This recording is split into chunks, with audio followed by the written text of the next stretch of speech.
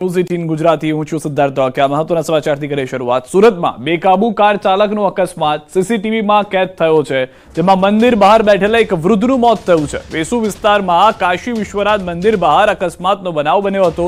સીસીટીવીમાં સાફ જોઈ શકાય છે કે કારમાં બે શખ્સો બેઠેલા છે અને તેમાંથી એક શખ્સ ડ્રાઇવિંગ સીટ પર બેઠેલા વ્યક્તિને કાર ચલાવતા શીખવાડતો હોય તેવું જોવાઈ રહ્યું છે। બાજુમાં બેઠેલો વ્યક્તિ ડ્રાઇવિંગ સીટ પર બેઠેલા વ્યક્તિના સ્ટીયરિંગને પણ પકડીને ફેરવતો હોય તેવું જોવા મળી રહ્યું છે।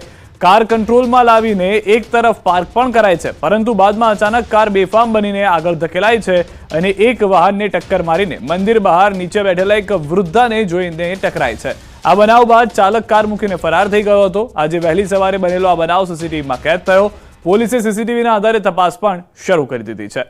તો સુરતની આ ઘટના છે, જે જાણકારી મળી રહી છે તે પ્રમાણે એક વ્યક્તિ જે ગાડી શીખી રહ્યા હતા તેનાથી અકસ્માત થયો છે, જ્યારે અન્ય વ્યક્તિ જે બાજુમાં હતો ગાડી શીખવતો હતો તેની જાણ હોવા છતાં અકસ્માત થયો હોવાની જાણકારી છે। બે અલગ અલગ તરફના સીસીટીવી જેમાં સ્પષ્ટ જોવા મળી રહ્યું છે કે ગાડી જઈને અથડાય છે, પરંતુ આ તમામની વચ્ચે જે સીધો જ ગાડી અથડાય છે તે એક વૃદ્ધ હતા કે તેની પર જઈ અને ગાડી ટકરાતા તેઓના મૃત્યુના સમાચાર હાલમાં પ્રાપ્ત થઈ રહ્યા છે। શું પોલીસ કાર શીખવવા અંગે કરશે તપાસ?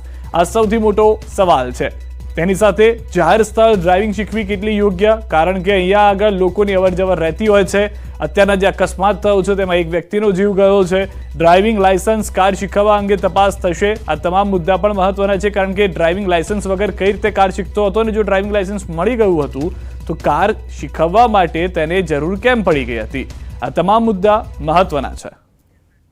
વધુ માહિતી ન્યૂઝ18 સંવાદદાતા કીર્તેશ પાસેથી મેળવીશું। કીર્તેશ, સમગ્ર ઘટના શું ઘટી હતી? હાલમાં પોલીસ શું તપાસ કરી રહી છે સમગ્ર અકસ્માતને લઈને?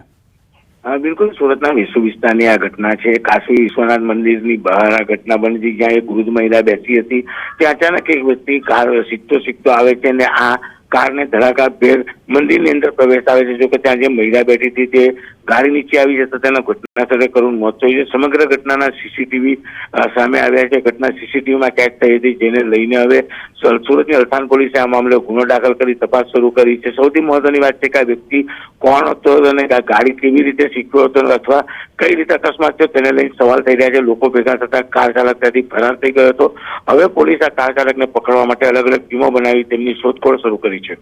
આભાર સમગ્ર માહિતી બદલ। તો હાલમાં જે કાર ચાલક છે તેને શોધવા માટે તપાસ શરૂ કરવામાં આવી છે। ભાવનગરથી સમાચાર। ઘર પર હુમલાની ઘટના સીસીટીવીમાં કેદ થઈ છે। મકાનમાં પ્રવેશીને વાહનોમાં પણ કરી હતી તોડફોડ। હથિયારો સાથે મકાન અને ગાડી પર તૂટી પડ્યા હતા। કરચલિયાપરા માવાકોઠા વિસ્તાર પાસે ઘર પર થયો હતો હુમલો।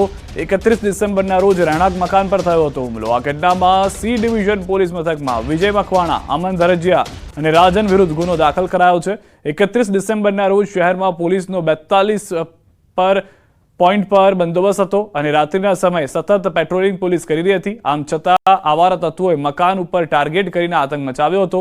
આ ઘટનામાં 24 કલાક બાદ પણ હજી આરોપીઓ પોલીસ પકડથી દૂર છે।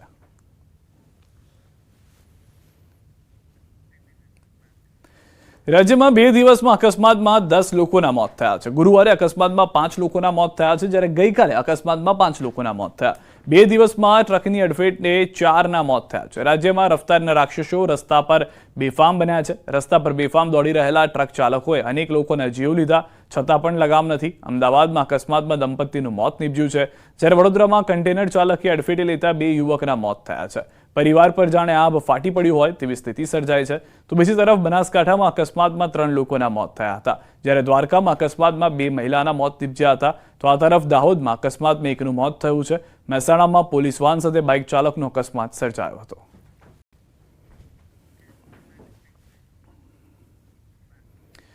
અને હવે વાત કરીએ વિભાજનના વિરોધની।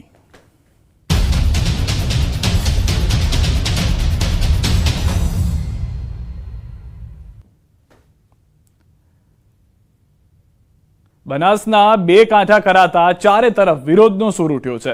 તો રાજકારણ પણ ગરમાયું છે। ધાનેરા, કાંકરેજ, દિયોદર સહિતના વિસ્તારોના નેતાઓ અને લોકોએ વિરોધ નોંધાવ્યો છે। વાવ-થરાદ જિલ્લામાં કાંકરેજના સમાવેશને લઈને ભારે વિરોધ જોવા મળ્યો।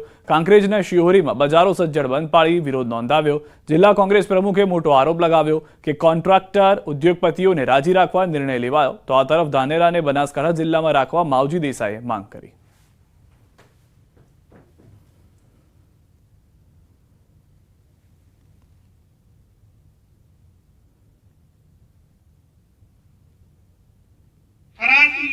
2-5 કોન્ટ્રાક્ટરોને ઉદ્યોગપતિઓને ત્યાંના લોકોને રાજી રાખવા માટે બિલ્ડર લોબીએ મોટા હપ્તા આપી આ બિલકુલ સ્પષ્ટ મોટો નાણાકીય વ્યવહાર થયો છે અને નાણાકીય વ્યવહારના દ્વારા આ વિસ્તારને અન્યાય થયો છે. ત્યારે મારા મત વિસ્તાર કાંકરેજ તાલુકાને થરાદ જિલ્લામાં જે સમાવેશ કર્યો છે બાબતને હું વખોડી કાઢું છું.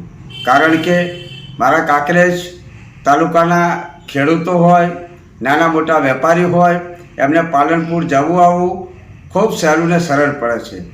નાના મોટા ધંધા સાથે સંકળાયેલા લોકોને પણ જવું આવવું ખૂબ સહેલું ને સરળ પડે છે. જ્યારે થરાદ જવું ખૂબ જ અટપટું ને અઘરું છે.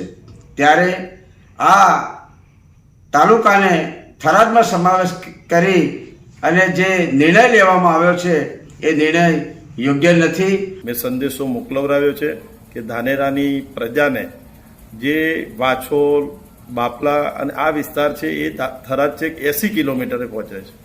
એટલે ખૂબ મોટું લાંબુ અંતર થઈ જાય છે જે ખિંમત સાઈડનો ભાગ છે એ વિસ્તાર માટે. તો અમારા સમગ્ર વિસ્તારની માગણી છે સરકાર પાસે કે ધાનેરા તાલુકાને પાલનપુર જિલ્લામાં જ રાખે. બનાસકાંઠા જિલ્લાના 2 ભાગ પડે અમને કોઈ વધુ હોઈ શકે નહીં, પણ અમારી ફક્ત માગણી ધાનેરા તાલુકા પૂરતી જ છે કે ધાનેરા તાલુકાથી જે થરાદ મૂકવામાં આવ્યું છે એની પ્રજા કોઈ પણ 80 થી 90% પ્રજા કોઈ ઈચ્છતી નથી કે અમારે ત્યાં જવું છે. ઘણા માણસો સરકારનાથી દબાણમાં આવીને કંઈ બોલવા માટે તૈયાર નથી, પણ એ પણ અમને એકલાને કહે છે કે તમે આગળ થાઓ અને અમે તૈયાર છે. તો મારી સરકાર સાથે વિનંતી છે કે સરકાર ફેરવિચારણા કરે. તો દ્રશ્યો